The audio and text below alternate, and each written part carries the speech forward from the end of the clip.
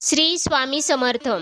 मकर संक्रांतीच्या दिवशी तुम्हाला कोणाला पण चुकून सुद्धा मी काही वस्तू सांगते त्या तुम्हाला द्यायच्या नाही।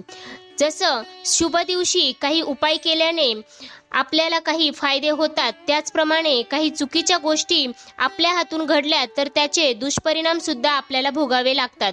अगदी छोटी गोष्ट असते, पण ती जर आपण अशा शुभ दिवशी केली ना, ती जर चूक आपल्या नकळतपणे झाली तर त्याचे मोठे दुष्परिणाम आपल्याला भोगावे लागतात।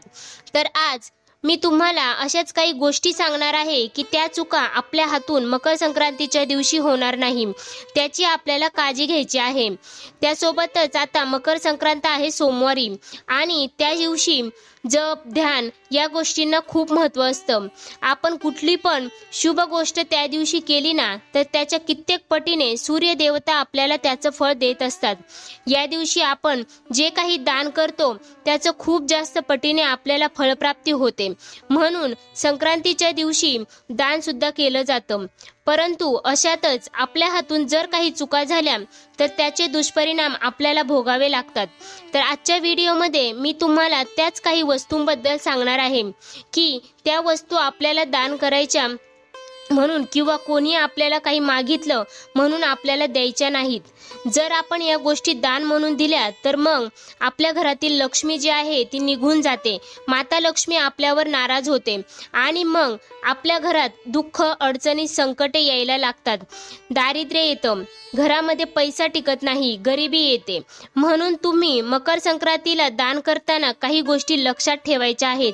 उगीचच करायचं म्हणून काही पण दान करू नका। सगळ्यात महत्त्वाचं म्हणजे दान हे गरजूंना करायचं आहे। आता त्या कुठल्या वस्तू आहेत की ज्याचं दान करायचं नाही, तर सगळ्यात आधी पहिली महत्त्वाची गोष्ट ती म्हणजे झाडू। संक्रांतीच्या दिवशी चुकून सुद्धा तुमचा झाडू शेजाऱ्याला किंवा कुणी मागितला तर देऊ नका। झाडू हा लक्ष्मी स्वरूप असतो, झाडूला खूप महत्त्व आहे, म्हणून महालक्ष्मीचं हे प्रतीक असलेल्या झाडूला आपल्याला संक्रांतीच्या दिवशी कुणाला पण द्यायचं नाही, चुकून सुद्धा। मकर संक्रांतीच्या दिवशी तुम्हाला तेलाचं दान करायचं आहे। हे दान केल्याने घरामध्ये सुख शांती नांदते। साडेसाती असणाऱ्यांनी या दिवशी तेल नक्की दान करावे, यामुळे आपल्या मागील शनी दोष जातो।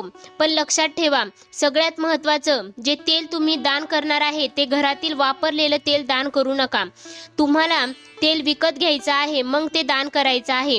तुम्ही जर घरातल्या वापरातलं तेल कोणाला दान केलं तर त्यामुळे शनिदोष आणखी वाढतो, त्यामुळे घरात कलहाचं वातावरण निर्माण होतं, म्हणून ही गोष्ट लक्षात ठेवा। तिसरी गोष्ट म्हणजे संक्रांतीच्या दिवशी धारदार वस्तूंचा वापर शक्यतो टाळायचा आहे। कोणत्याही परिस्थितीत धारदार वस्तू दान सुद्धा द्यायच्या नाही। धारदार वस्तू म्हणजे कात्री, सुरी या वस्तू कोणी मागितल्या तरी आपण देतो, पण या वस्तू या दिवशी द्यायच्या नाही। दानामध्ये शक्यतो धारदार वस्तू दान करत नाही। समजा आपण या दिवशी कोणाला धारदार वस्तू दिल्या तर मग नात्यामध्ये कटुता येते, त्यामुळे ही गोष्ट लक्षात ठेवा। चौथी गोष्ट म्हणजे बरेच लोक संक्रांतीच्या दिवशी वस्त्रदान करतात, पण संक्रांतीच्या दिवशी जुने कपडे हे दान करू नयेत। तुम्ही काहीतरी विकत घेऊन दान करू शकता। इतर वेळी आपण आपले वापरलेले कपडे जे वापरण्यायोग्य आहेत हे दान करू शकतो, पण संक्रांतीच्या दिवशी आपण वापरलेले कपडे दान करू नये, त्यामुळे आपल्या मागे बरेच दोष लागतात। त्यानंतर प्लास्टिक किंवा स्टीलची भांडी या दिवशी दान करू नका। शास्त्रामध्ये पितळ, तांबे हे जे धातू आहे त्यांना खूप महत्त्व दिलं जातं। पितळाच्या, तांब्याच्या वस्तू दान करणं शुभ मानलं जातं, परंतु संक्रांतीच्या दिवशी चुकूनही प्लास्टिक आणि स्टीलच्या वस्तू दान करू नका।